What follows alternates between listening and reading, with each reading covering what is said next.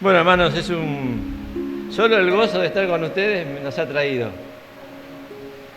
Porque la verdad, todo eso y bueno, después la invitación de Hugo, bueno, acepté porque nos hace bien compartir con ustedes. Bien, bueno, vamos ahora a la palabra de Dios, allí en Efesios capítulo 1, versos 22 y 23, algo que ha estado dando vuelta en mi cabeza. Y de alguna manera también lo he compartido con mis hermanos allí en Tigre. Es la iglesia, el cuerpo de Cristo. Efesios 1, 22 y 23 dice: y sometió todas las cosas debajo de sus pies y lo dio por cabeza sobre todas las cosas a la iglesia, la cual es su cuerpo, la plenitud de aquel que llena todas las cosas en todo. La iglesia, el cuerpo de Cristo.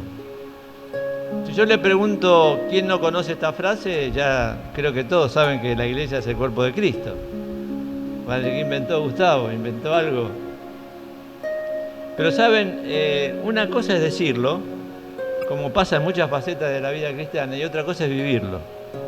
La iglesia no solo es el cuerpo de Cristo, tampoco es una frase hecha, tampoco es una doctrina solamente, está enseñado en la palabra y tenemos mucho material, sino que la iglesia es un organismo vivo.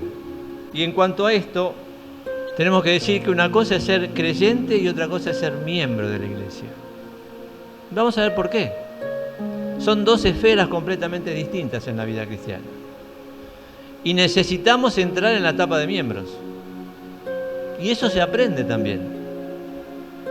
Ser creyente es una cosa, pero cuando somos miembros, ahí entramos en una conciencia especial de lo que es la iglesia y de cuál es nuestra responsabilidad. Vamos a verlo de esta manera. En primer lugar, tenemos que decir que Cristo es la vida. Allí en Hechos 3, 14 y 15, entre otras cosas, dice: vosotros matasteis y entregasteis al Santo y al autor de la vida. O sea que la vida tiene un origen, si bien no se originó en Dios, porque Dios es eterno, siempre fue vida, pero para nosotros sí tuvo un origen. Porque el apóstol Pablo dice en Efesios 2:1: vosotros estabais muertos en vuestros delitos y pecados. El Señor Jesús dijo en Juan 10:10: yo he venido para que tengan vida. O sea que en primer lugar el origen de la vida no está en nosotros, el origen como fuente, no como inicio, porque Dios siempre existió, sino que está en Dios. Pero la obtención de la vida, todos sabemos, cada uno podría manifestar y contar el momento en que recibió la vida de Dios, en el momento en que fuimos partícipes, como dice Pedro, de la naturaleza divina. Está en nosotros, pero no es suficiente que esté en nosotros. Potencialmente está en nosotros. De hecho, como leíamos Efesios 1, 22 y 23, dice que la iglesia es la plenitud de Cristo. Y la verdad es que muchas veces estamos lejos. No porque no esté la vida, sino porque nosotros, lamentablemente, no damos con la estatura, estamos en falta con Dios, no respondemos a sus demandas, nos resistimos a su obra en nosotros. Entonces el origen de la vida, la fuente de la vida es Dios. No hay vida aparte de Él. La obtención de la vida es el momento en que, como dice 2 Corintios 5:17, seguramente de todos conocido, de modo que si alguno está en Cristo, nueva criatura. El apóstol Pablo lo dice de muchas maneras. Y nosotros un día, entendiendo nuestra condenación, comprendiendo la obra de Cristo en nuestro lugar y poniendo nuestra fe en Él, recibimos esa vida. Y Él nos dio vida cuando estábamos muertos en delitos y pecados. Ahora, quiero clarificar esto. Dios es la vida. Ahí está el origen, la fuente. Y un día la hemos obtenido por la fe. Está en nosotros la vida ahora. Pero es imprescindible que esa vida tenga salida, se manifieste. He aquí un gran problema para nosotros. Permitir que eso ocurra. No poner estorbos en el camino. Ahora quiero también decirles que con respecto a la vida, es muy difícil decir acá está la vida, ¿no es cierto? Es difícil ponerla en dos manos así, decir aquí la vida. Pero la vida que Dios nos ha dado no es abstracta. No es algo que no podemos definir. Hay algo que se llama conciencia de que ahora somos participantes de la vida divina. Por ejemplo, ¿se acuerdan para que entendamos un poquito, el rico insensato? ¿Se acuerdan? Que él, acompáñenme para así lo vemos, allí en Lucas capítulo 12, tenemos ese pasaje también muy conocido. Fíjense que en Lucas 12, a partir del verso 17, vamos a ver cómo este rico insensato, como nosotros mismos, podemos ser conscientes de la vida natural. Fíjense que en el verso 17 dice, y él pensaba dentro de sí. Fíjense, verso 18, y dijo, esto haré. Y en el verso 20 al final dice, alma mía, muchos bienes tienes almacenados para muchos años, repósate, come, bebe, gózate. Fíjense cómo él era consciente de la vida del alma, la vida natural que tiene todo ser humano. Porque pensaba, porque decidía, esto haré, dijo, y porque tenía sentimientos. Me gozaré en todo lo que tengo, aunque estaba mal lo que estaba haciendo, pero él era consciente de la vida natural que todos tenemos por nacer nada más. Ahora también, la realidad es que como somos conscientes de la vida natural, también si somos hijos de Dios, deberíamos ser conscientes de la vida espiritual. Porque esta vida que Dios puso en nosotros tiene síntomas. Se manifiesta. Por ejemplo, la vida que Dios nos dio tiene básicamente dos características. Por un lado, rechaza el pecado. Dios es santo. Está en nosotros. Por un lado, rechaza el pecado. Y por otro lado, tiene el gran privilegio que todos los hijos de Dios tienen, que puede conocer a Dios. Porque se ha entablado una relación con Dios. Con respecto a rechaza el pecado, Efesios 4:30 dice, y no contristéis al Espíritu Santo de Dios. Es decir, cuando el creyente comete un pecado, se produce un velo entre él y Dios. Se corta la comunión y nosotros somos conscientes de eso. ¿Por qué? ¿Porque alguien nos lo dice? No. Porque hay algo dentro de nosotros, que es la vida de Dios, que reacciona ante el pecado. ¿Se entiende lo que quiero decir? Primera Tesalonicenses 5:19 dice, y no apaguéis. ¿Se acuerdan? O sea que el pecado es rechazado por la vida que está en nosotros. Y esa vida nos impulsa al arrepentimiento. Primero a la tristeza. Esa tristeza, como dice Pablo, que es según Dios. Ese dolor que es según Dios. Nos impulsa a arrepentirnos porque no podemos vivir sin estar en comunión con Dios. Eso es un síntoma. Eso es conciencia de la vida. El que no tiene esta conciencia tiene que hacer, como dice Pablo también allí en Corintios, examinarse si está en la fe, si Cristo está en su corazón. Porque ese síntoma tiene que estar. Imagínense a una persona que se dice hermano, uno le tiene que estar diciendo, no hermano, no te debes quedar con el vuelto. Eso es pecado.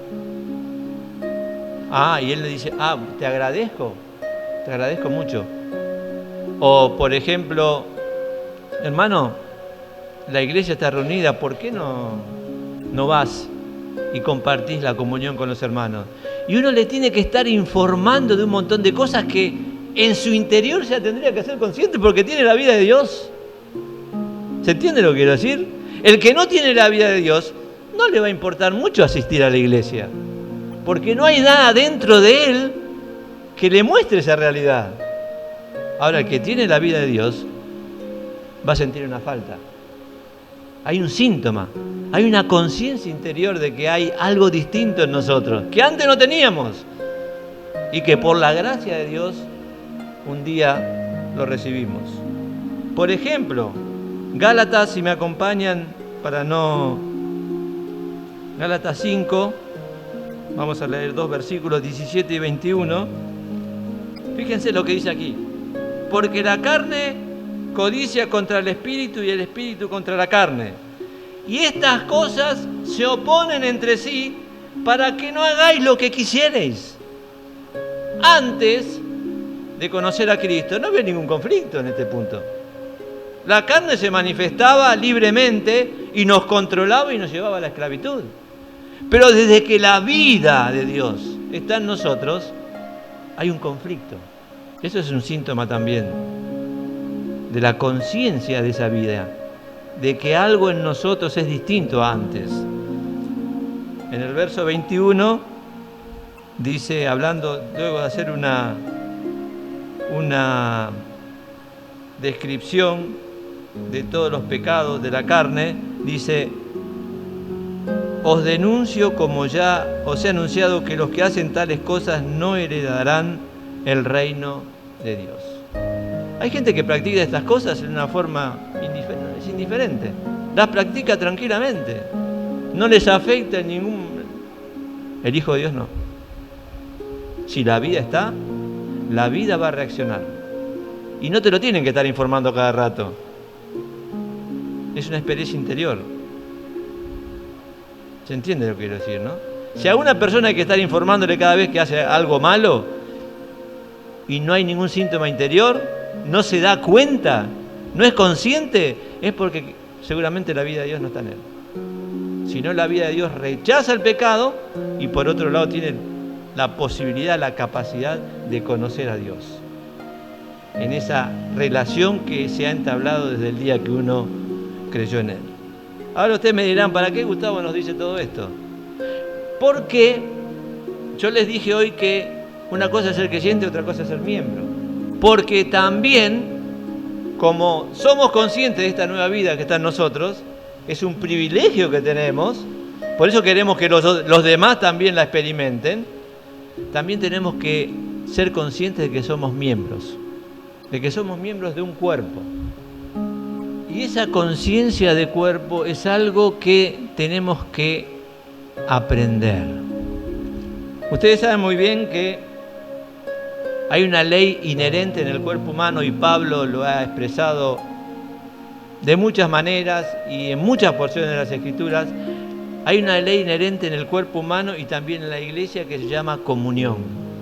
Yo hoy, por la gracia de Dios, estoy frente a ustedes, no porque esté 100%, pero al día de hoy llegué con comunión con mis miembros, ¿no es cierto? Hasta ahora todos hacen lo que deben hacer. Por eso que estoy parado delante de ustedes, no en una silla de rueda o en otra condición.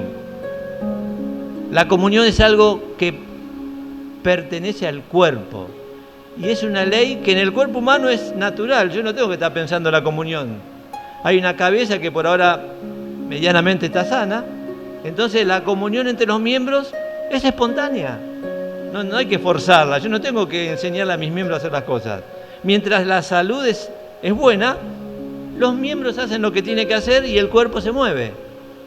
Y puede hacer más o menos tareas. Ahora, en la iglesia, en el cuerpo de Cristo, la comunión es fundamental.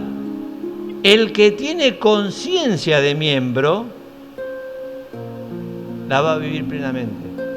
¿Por qué digo esto? ¿Qué significa comunión? Comunión significa de que yo soy limitado y que necesito de mi hermano. Escuchen esto.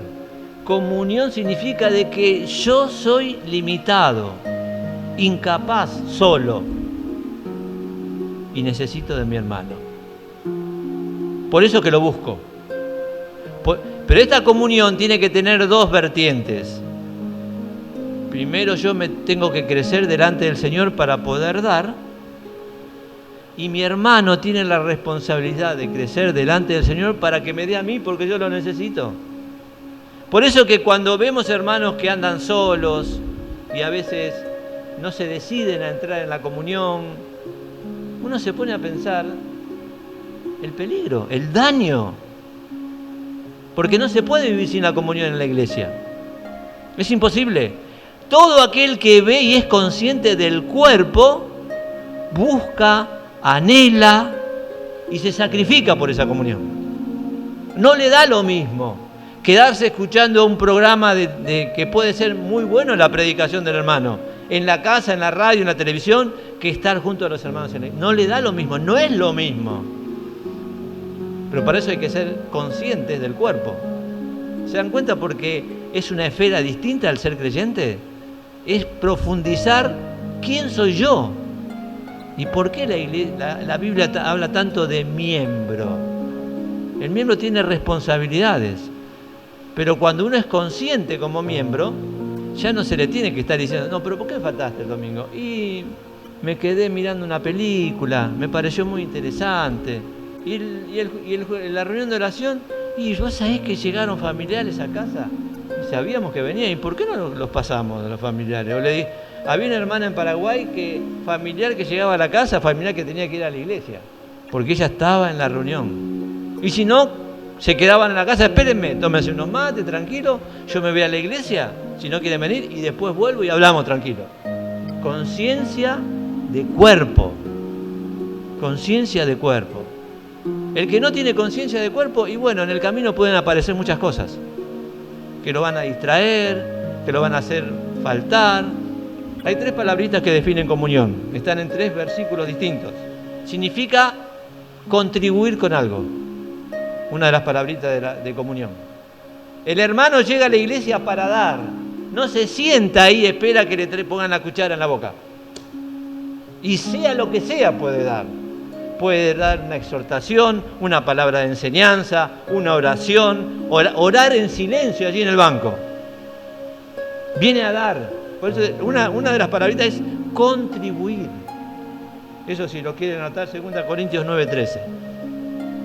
Otra palabrita que define comunión es participar. Ese hermano está ahí.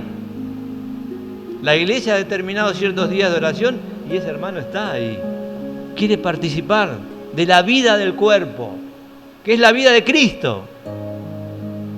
Y quiere estar ahí entre los hermanos. Y la tercera palabrita, compañerismo. No le da lo mismo estar en la iglesia que estar en otro lugar.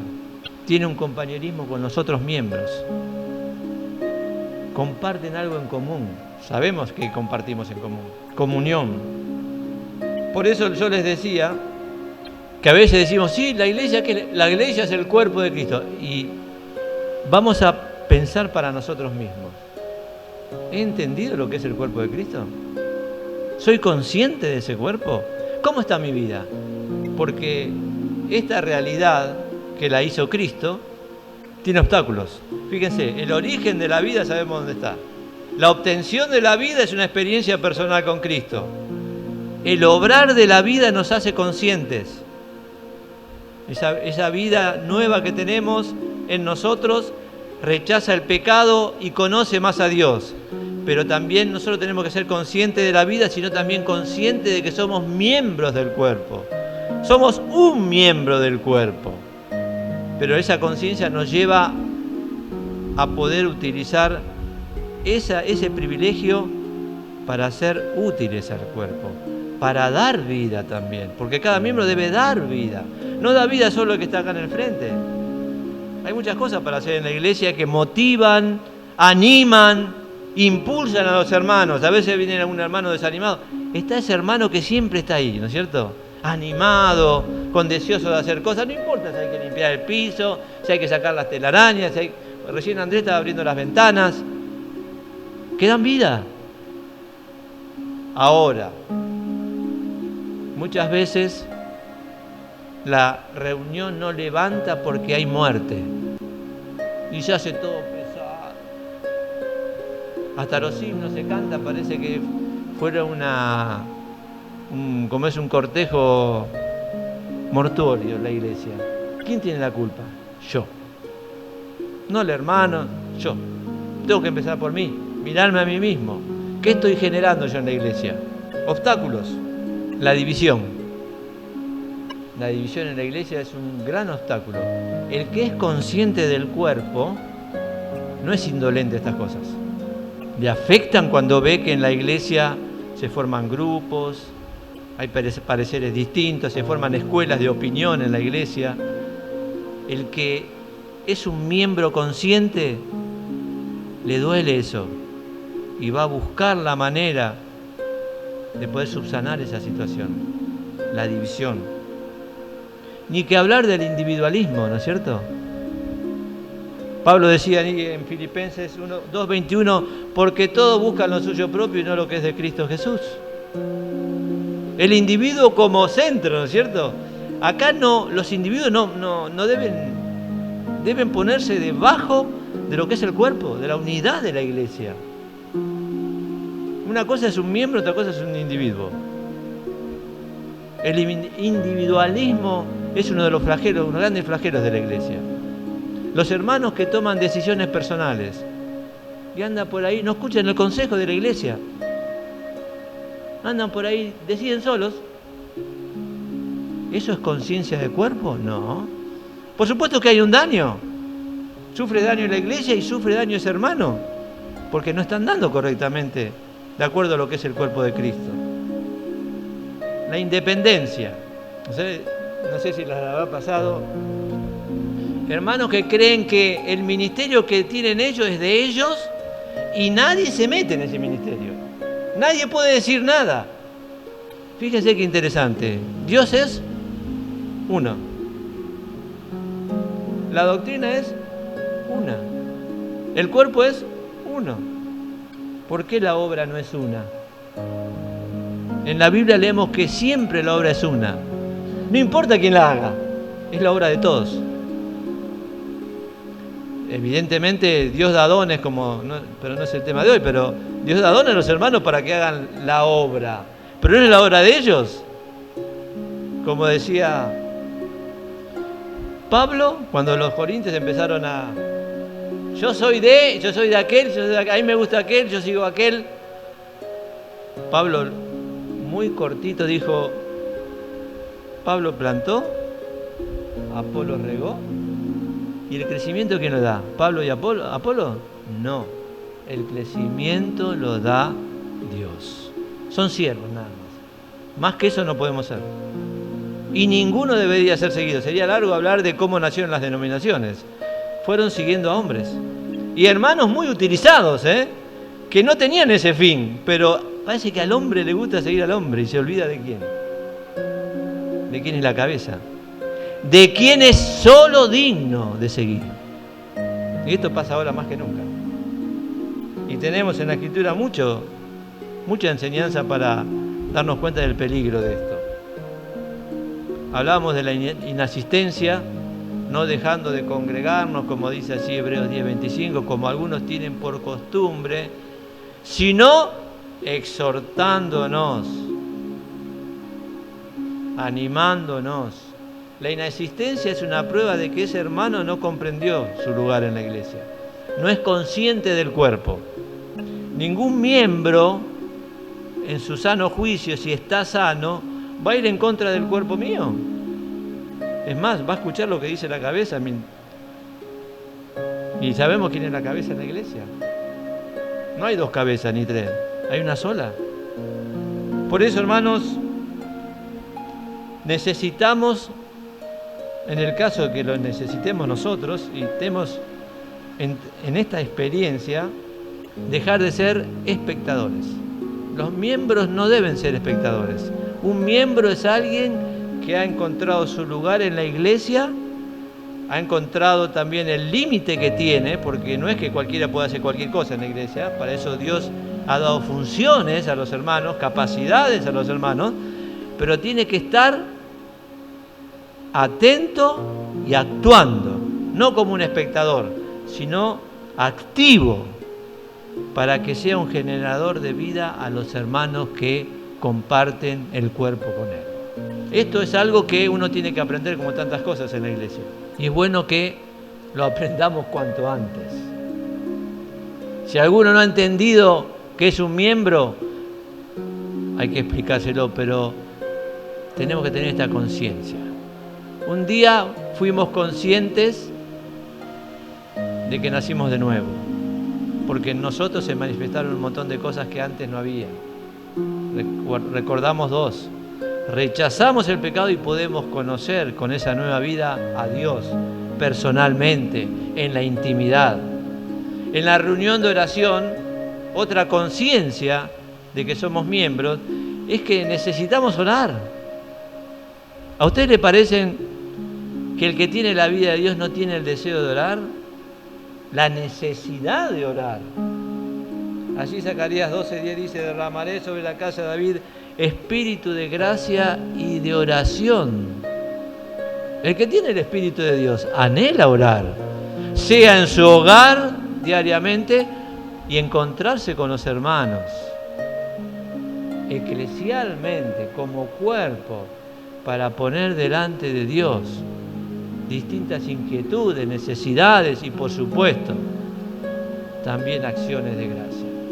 Hermanos, la iglesia es el cuerpo de Cristo, un organismo vivo. Y la pregunta que tengo que hacerme es: ¿cuánto aporto yo de vida al cuerpo del cual formo parte? Que el Señor nos ayude para que no nos quedemos solo en la conciencia de que somos salvos. Avancemos y seamos conscientes de que somos miembros y cumplamos con nuestra... Por supuesto que es un privilegio formar parte de la iglesia, pero hay una gran responsabilidad también: aportar a los hermanos lo que Dios me da y me ha dado a mí, en dones y en capacidades, para que su cuerpo pueda seguir siendo edificado. Que el Señor nos ayude en esta experiencia, porque no tiene límites y todos tenemos la posibilidad de aportar